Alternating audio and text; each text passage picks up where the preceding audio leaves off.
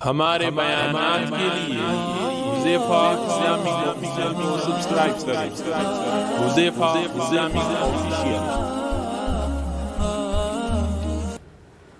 بسم اللہ الرحمن الرحیم، نحمده ونصلی علی رسوله الکریم، اما بعد۔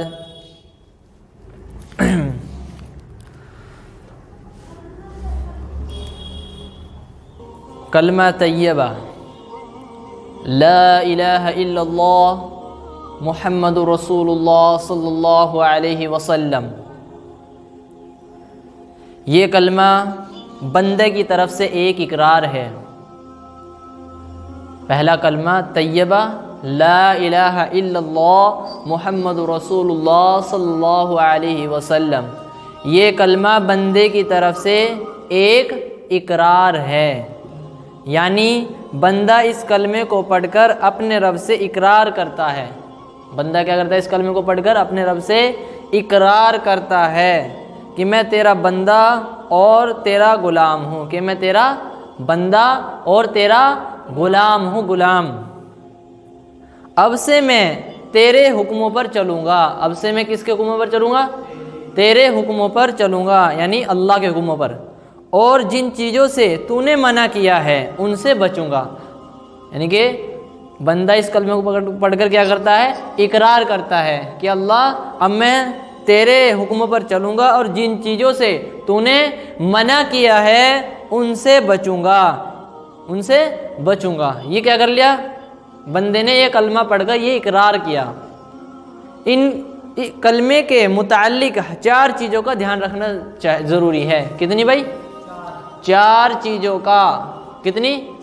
4 چیزوں کا دھیان رکھنا ضروری ہے۔ کلمے کے متعلق 4 چیزوں کا دھیان رکھنا ضروری ہے۔ نمبر 1، اس کے الفاظ صحیح یاد ہو۔ کلمے کے الفاظ صحیح یاد ہو۔ کلمے کے الفاظ کیا ہو بھائی؟ صحیح یاد ہو۔ دوسرے، اس کے معنی کا پتہ ہو۔ اس کے معنی کا پتہ ہو۔ تیسرے، اس کے مطلب کا علم ہو۔ چوتھے، اس کے تقاضوں کو معلوم کر کر ان پر عمل کرتا ہو، یعنی اس کے تقاضوں کو علماء سے معلوم کر کر، مفتی کرام سے، مفتیوں سے معلوم، مفتی صاحب سے معلوم کر کر اس کے تقاضوں پر عمل کرتا ہو۔ یہ 4 چیزیں ہیں میرے بھائی۔ کتنی ہوگی؟ 4 ہوگی۔ لفظ عمل کرتا ہو۔ لفظ اور معنی اس کلمے کے 2 حصے ہیں۔ کتنے حصے بھائی؟ اس کلمے کے 2 حصے ہیں۔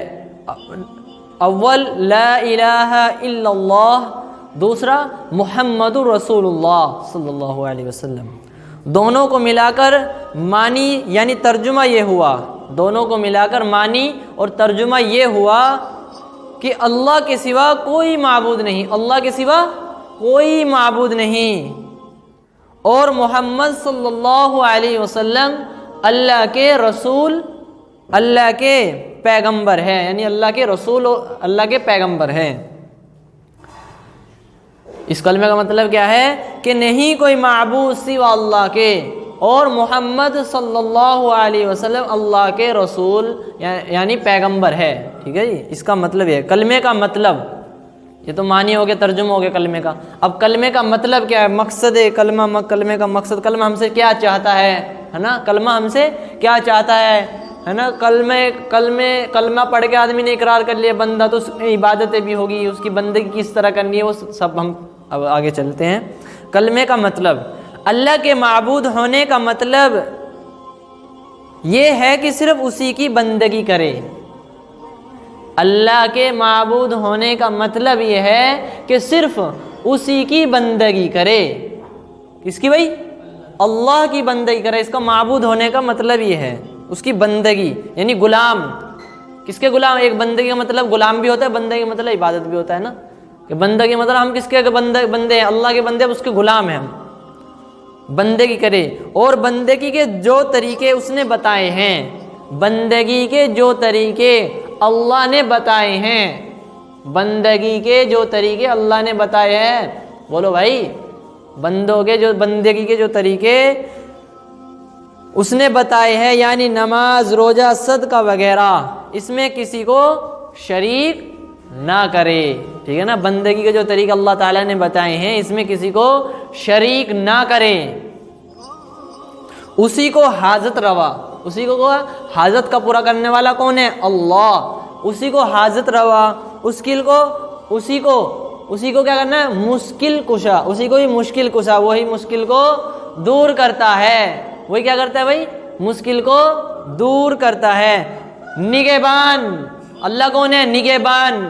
پوری مخلوق پر, انسانیت پر, جانور پر, ٹھیک ہے, کیڑے مکوڑوں پر, دہاڑنے والوں پر, پھاڑنے والوں پر, سمندر کے جانوروں پر, جتنی بھی آسمان اور زمین کے اندر مخلوقات ہے, جتنی بھی زمین پر مخلوقات, جتنی بھی آسمانوں پر مخلوقات, سب کا نگہبان کون؟ اللہ. سب کو دیکھتا ہے. سمندر کے تہہ میں ہے, سمندر کے اندھیرے کے اندر, سمندر کے گہرائی کے جہاں آدمی کا ہاتھ بھی نظر نہیں آتا, وہاں بھی کون دیکھ رہا ہے؟ وہاں اللہ اسے دیکھ رہا ہے. سمندری گہرائی کے. تو نگہبان, مددگار کون ہے؟ اللہ. صرف مدد کرنے والا صرف اللہ ہے. اللہ کے سوا کوئی تمہاری مدد نہیں کر سکتا. اللہ کے سوا تمہاری کوئی مدد نہیں کر سکتا. اس لیے ہمیں مدد کس سے مانگنی ہے؟ اللہ سے مانگنی ہے. اللہ کے سوا کسی سے مدد نہیں مانگنی.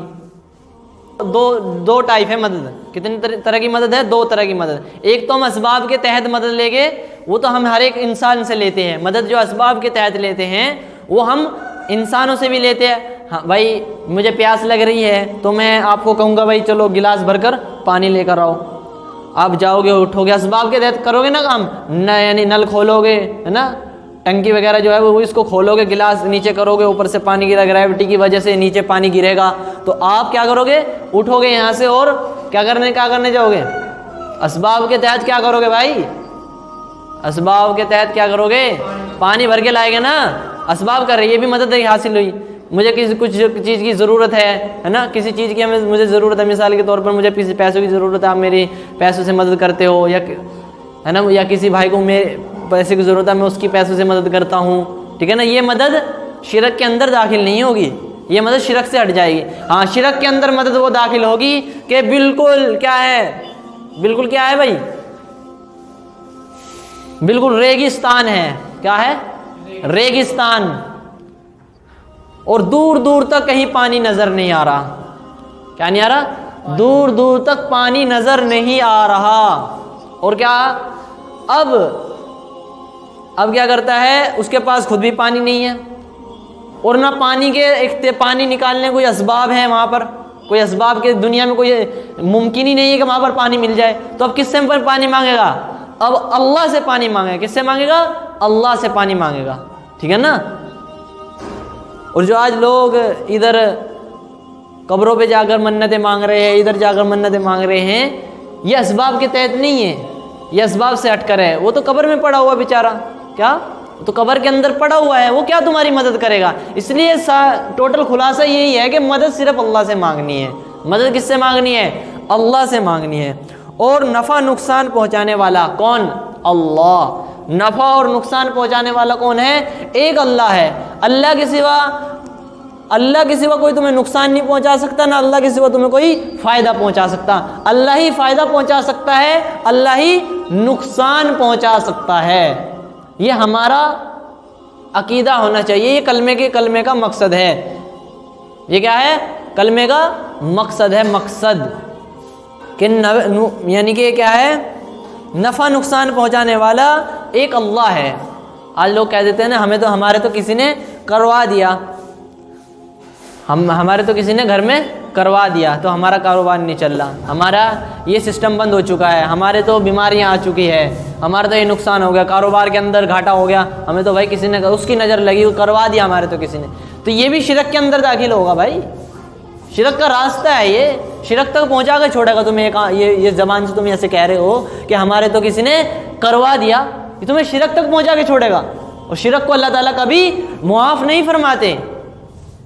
بغیر توبہ کے, موت سے پہلے جو توبہ نہیں کی شرک سے, تو اللہ تعالیٰ اس سے وہ معاف نہیں کرے گا. مرنے کے بعد دروازہ بند ہے بالکل توبہ کا, تو معاف نہیں کرے گا. اس لیے ہمیں کیا کرنا ہے؟ ہمیں کیا کرنا ہے بھائی؟ ہمیں نفع نقصان کا مالک کون ہے؟ اللہ. یہ ہمارا یقین ہونا چاہیے کہ جو نقصان ہوا ہے اور انہوں بتایا کہ ابتدائی مرحلے کے اندر جب صبر کرتے ہیں ہم، مثال کے طور پر ہمارا کچھ نقصان ہو گیا بڑا، 1-2 لاکھ کا نقصان ہو گیا ہمارا، اور اس میں ہم نے صبر کرنا ہے، کیا کرنا ہے؟ اس میں ہمیں صبر کرنا ہے، صبر۔ تو صبر جو ان سب ابتدائی یعنی پہلے ایک دم جو جب تکلیف پہنچتی ہے، جب ہم صبر کرتے ہیں، وہ اصل صبر ہے، وہ اصل صبر ہے۔ اور اس میں آدمی وبیلا کرنے لگے ہیں، ہمارے تو کسی نے کروا دیا، ہمارے تو یہ ہو گیا، ہمارے تو وہ ہو گیا، تو یہ کیا ہے؟ یہ سب کیا ہے؟ یہ شرک کی، بولو بھائی کیا ہے؟ شرک کی باتیں ہیں، ارے بولو، شرک کی باتیں ہیں، شرک کی باتیں۔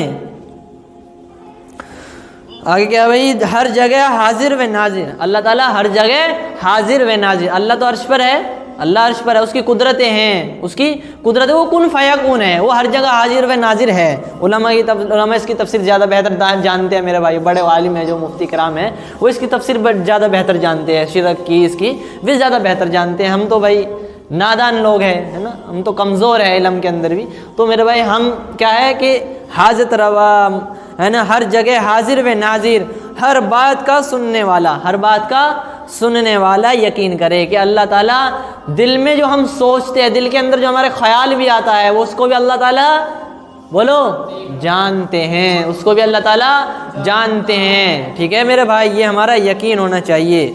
بات کا سننے والا یقین کرے، اس کی ہدایت کو حق اور اس کے احکام کو قابل عمل سمجھے، ٹھیک ہے نا، اس کے احکام کو، اس کے حکم کو کیا سمجھے؟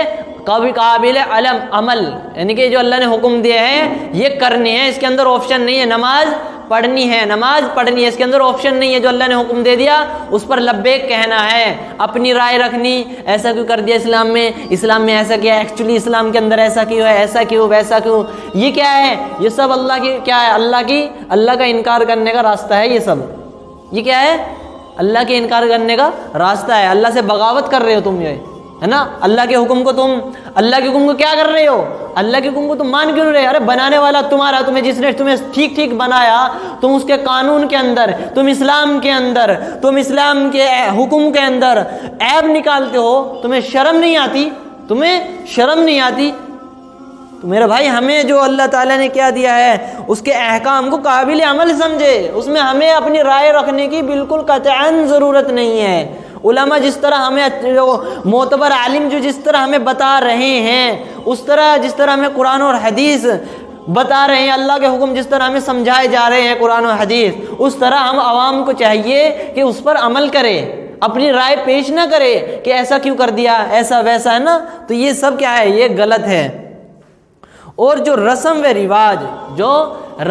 اور رواج اور دنیا والوں کے قانون اس کے حکم کے خلاف ہو، جو رسم ہے، رواج ہے نا، غیروں کا طریقہ مسلمان کے اندر ہے نا، یعنی دوسری مذہبی رسومات، غیر مذہب کی جو رسومات ہے وہ مسلمانوں کے اندر ہے، یہ بھی کیا ہے؟ یہ بھی غلط ہے، یہ بھی کیا غلط ہے؟ رسم و رواج اور دنیا والوں کے قانون، جو دنیا کا قانون ہے، بیوی آ گئی اس میں، یعنی دنیا والا کا حکم، یعنی بیوی، بچے، ہے نا، محلے والے، رشتہ دار، یہ سب آ جائے گے، جو ان کا حکم اس کے حکم کے خلاف ہو، جو ان کا حکم اللہ کے حکم کے خلاف ہو، اس کے باطل ہونے کا یقین کرو، اس کے کیا کرو؟ اس کا انکار کرو۔ حکم کس کا ماننا ہے؟ سیدھے طریقے سمجھو کہ جو جتنے بھی ہمارے رشتہ دار ہیں، ہمارے بھائی ہیں، ہماری بیوی ہے، ہمارے بچے ہیں، ان کا حکم ہے نا، ہماری بیوی کا حکم آ رہا ہے، ہمارے رشتہ دار یہ کہہ رہے ہیں، اور وہ جو وہ قانون بتا رہے، جو وہ حکم کہہ رہے ہیں، جو وہ قانون بتا رہے ہیں، تو اللہ کے حکم کے خلاف جا رہا ہے، تو اس کو کیا سمجھو؟ اس کو باطل اور غلط، اس کو کیا سمجھو؟ غلط سمجھو کہ وہ کیا ہے؟ وہ غلط ہے، وہ کیا ہے؟ وہ غلط ہے۔ اس کی مثال اس طرح دیتا ہوں کہ لوگ رشتہ دار ہیں ہمارے، اور ان کے شادی ہے، ان کے وہاں شادی ہے، اب وہ کیا کر رہے ہیں؟ اب وہ ڈی جے بجائے گے، کیا بجائے گے بھائی؟ بولو، ڈی جے بجائے گے اپنے، ہمیں پتہ لگ گیا وہاں پر ہمارے رشتہ دار کے، ہمارے ماموں کے لڑکے ہمارے ماموں کے لڑکی کی شادی ہے، اور وہاں پر کیا بجے گے؟ وہاں پر ڈی جے بجے گے، تو اب جانا جائز ہے؟ وہاں پر گانے بجانے کی جگہ جانا جائے تو کیا ہے؟ یہ ان کا جو عمل ہے یہ اللہ کے حکم کے خلاف جا رہا ہے، اگینسٹ جا رہا ہے، اللہ کے حکم کے اگینسٹ جا رہا ہے نا۔ اللہ کا حکم تو کیا ہے؟ گانے سننے، گانے بجانے حرام ہے، اور وہ شادی کے اندر کیا کر رہی ہیں؟ وہ گانے بجا رہے ہیں، تو کیا ہے؟ اللہ کا حکم اس کے خلاف جا رہا ہے۔ اللہ کا حکم اس کے خلاف جا رہا تو اللہ انہیں اس اللہ بڑا ہے تو اللہ کا حکم چلے گا نا.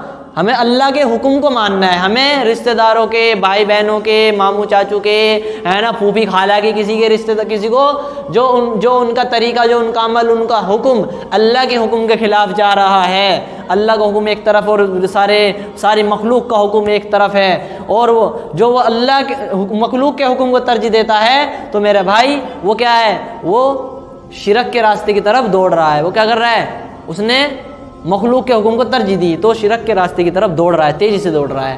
ٹھیک ہے میرے بھائی، اس لیے ہمیں ان چیزوں سے، رسموں سے، ہے نا، رسم و رواج اور دنیا والوں کے قانون اس کے حکم کے خلاف ہو، اس کے باطل ہونے کا یقین رکھیں. ہر کام کو ہر معاملے میں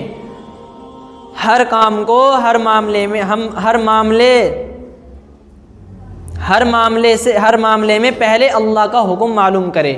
ہر کام میں، بھئی ہم بیاہ شادی کرنی ہے اپنے بچوں کی تو اس میں کس کا حکم معلوم کرے؟